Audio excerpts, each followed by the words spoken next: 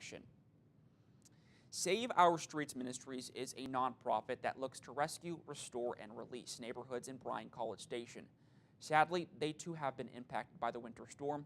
KAG's reporter Elizabeth Tharp has their story.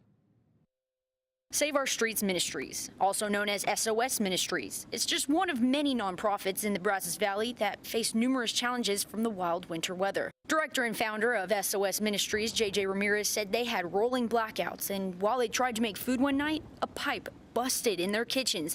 After that, they had no hot water for a few weeks. Along with that, a pipe burst at JJ's home. Thankfully, through the vocational training schools they created at SOS Ministries, the men who took plumbing classes there were able to help out. They were really proud of that, what they learned in our plumbing class. They were able to help me, their leader, get water back on at my house. SOS Ministries also helps people in their community pay their bills and get food.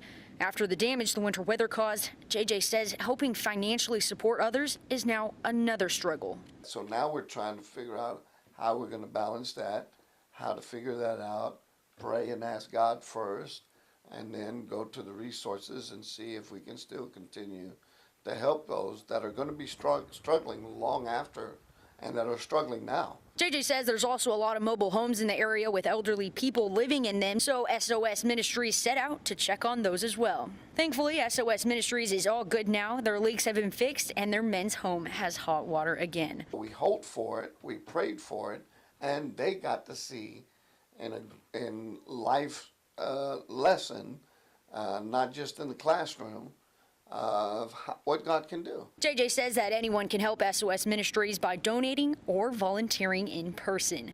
Reporting in Bryan, Elizabeth Tharp, KAGS News.